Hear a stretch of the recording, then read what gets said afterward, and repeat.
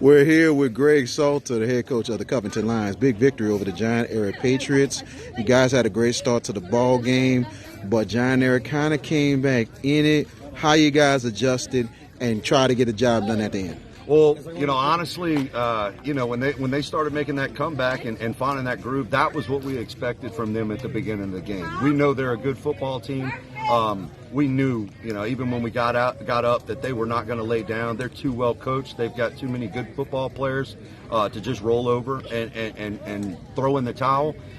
So we had to weather their storm as well. And I thought our kids did a good job. It wasn't easy. But then we were able to reestablish that running game, make some big plays in the passing game at timely situations, and to be able to keep that two-score lead was huge for us, and forcing them to throw the football instead of being able to be balanced as they were when they were mounting that comeback early. Well, you always talk about playing 4 quarters. I know you probably was preaching that at the end of the game, but at the same time, your offense came up big. That backfield is something. LZ Williams and also Harris as well. I mean, they were unbelievable how they played tonight. No, we're very blessed again, and I said that before the game with to be able to have 3 quality backs. I mean, you're lucky if you have one guy like that, and to be able to have 3, and I think that was playing those, like you said, playing the 4 quarters. Late in that game, whenever they were getting tired, and we were starting to be able to reestablish that run, to be able to just take turns and hand the ball to 5, hand the ball to 6, hand the ball to 7 against a defense that was gassed. It was just always fresh legs running at him. That's a disadvantage, and again, it was a strength for us, and ended up being a weakness that we were able to take advantage of. But yeah, certainly grateful to have all 3 of those talented backs in the backfield. Some way, somehow, defensively, y'all made some big plays and everything else. Your linebackers, your D-line, what you can say how your defense really did tonight. Yeah, I thought, and that's the thing, is making big plays, creating turnovers, rallying to the football, and for the most part, we were able to do that. We've got to get in better shape. We started getting gassed. We started, getting beat up front for a portion there in the early 3rd quarter, late 2nd quarter, early 3rd quarter. But again, our kids, they're feisty. They continue to battle.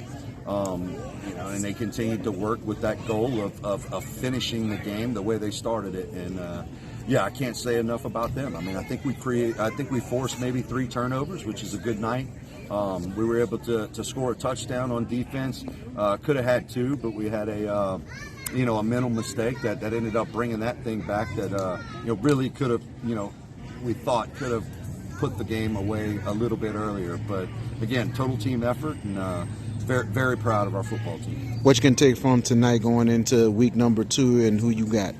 Well, I told them, I harp, especially in games like this, we played really well, but there's a lot of little things that we have to clean up.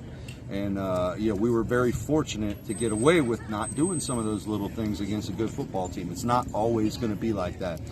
So next week, we've got to improve on those and continue to do what we do well. We need to make sure that our kids are going into next week against Franklinton with the same mentality, the same focus that they entered week 1.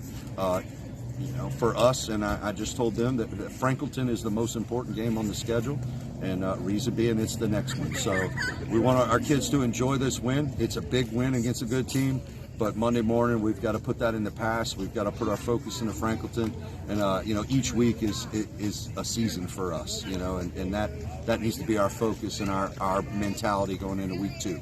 Coach Greg Salter of the Covington Lions, thank you so much for joining us, and congrats on the victory. Thank you all for being here. We enjoyed having you all.